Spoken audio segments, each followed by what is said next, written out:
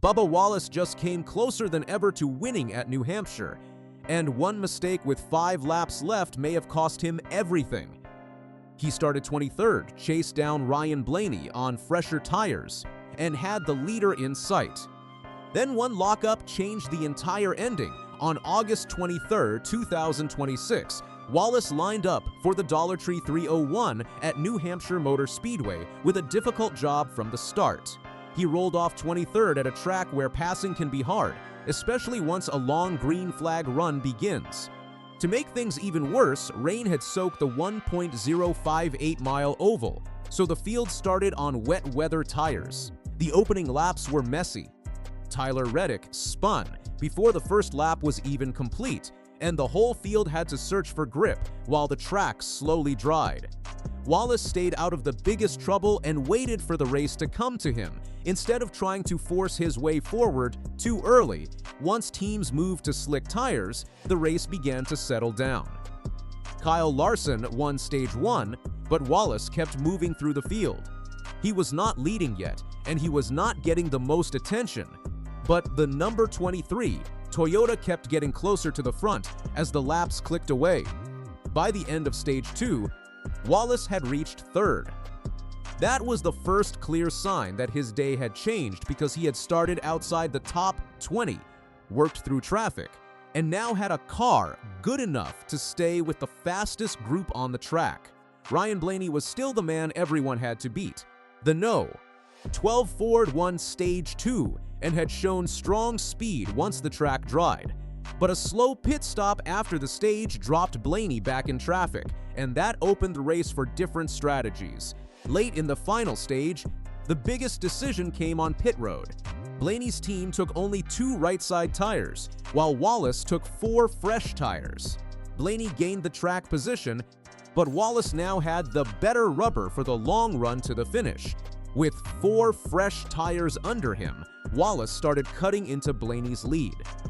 He could push harder through the corners, while Blaney had to protect his older left-side tires and manage traffic. The gap was not disappearing all at once, but Wallace kept taking small pieces out of it. Blaney knew exactly what was happening. His spotter kept telling him how much Wallace was gaining, and Blaney later said Bubba was taking around 1/10 of a second at times.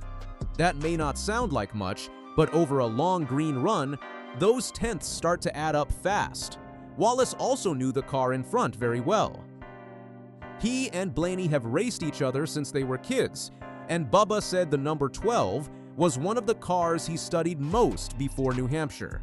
Now the driver he studied was directly ahead of him, and the race was coming down to whether Bubba could use his fresher tires before the laps ran out.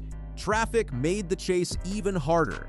Blaney had to clear slower cars without abusing his tires, while Wallace had to pick his way through the same traffic without losing the speed that had brought him into the fight. Every small delay mattered because the finish was getting close. With 5 laps remaining, Wallace had a real chance. He was close enough to keep pressure on Blaney and was working through traffic when he came up on Cole Custer. Wallace tried to make a move entering Turn 3, pushed hard on the brakes, and locked the left front tire. The lockup gave Wallace a strong vibration in the left front, and suddenly the whole plan changed. He could still finish, but he no longer had the same freedom to attack. Pushing too hard could have turned second place into a much worse result, so he had to back off enough to bring the car home. Blaney took the checkered flag 0.586 seconds ahead. Wallace finished second. Josh Berry was third, Christopher Bell fourth, and Kyle Larson fifth. For Bubba, the trophy was gone, but the result still meant much more than a normal runner-up finish because it was the best New Hampshire result of his Cup Series career. Before August 23, Wallace's best result at Loudon was third on July 17, 2022. His more recent trips had been rough, with a 34th place finish in 2024 and 26th in 2025. Going from those results to second in 2026 shows just how much better this race was for him and for the number 23 team. It also matched Wallace's best finish of the 2026 season. He had already finished second at the Naval Base Coronado street race, but New Hampshire came on a completely different type of track. That matters because flat ovals have often been a place where Team Penske sets the standard. Wallace was very open about the car after the race. He said the no. 23 was not an easy car to drive, but it was fast, and he had to stop worrying about whether it felt comfortable and instead drive it the way it needed to be driven. That detail says a lot about the performance. Bubba did not need a perfect-feeling race car to run at the front. He adapted to what the Toyota was giving him and nearly turned a difficult car into a victory. He also did not pretend that 23XI had suddenly passed Penske.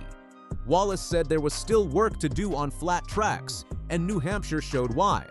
Blaney still led a race-high 115 laps and controlled much of the afternoon once his car had clean air.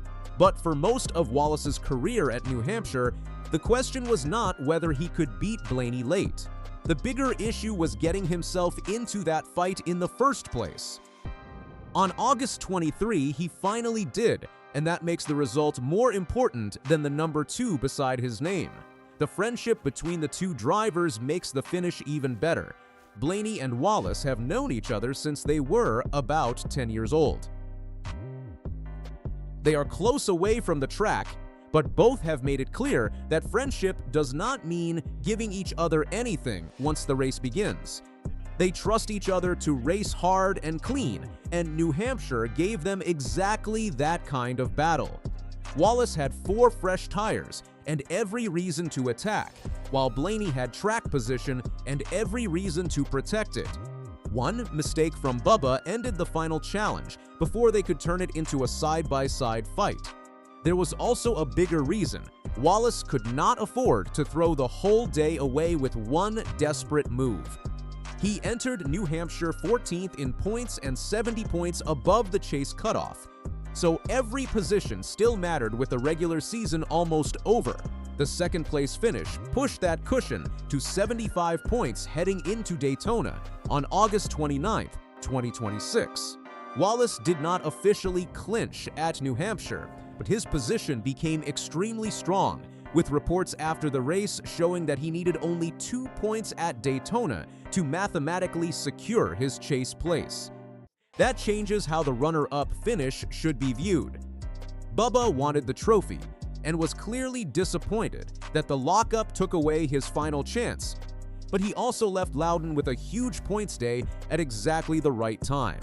The result came during a season where Wallace is still searching for his first Cup victory of 2026.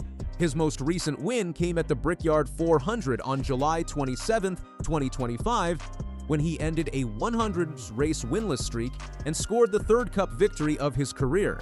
New Hampshire was close enough to remind everyone that win number 4 may not be far away. Wallace started 23rd, climbed to 3rd by the end of Stage 2, used 4 fresh tires to hunt down one of NASCAR's strongest flat-track drivers, and was still only 0.586 seconds behind at the finish after the late lockup. That is not a victory, and Bubba would be the first person to say second place is not the goal. But there is a big difference between finishing second because the winner disappeared and finishing second because one small mistake ended a real chance to make the pass.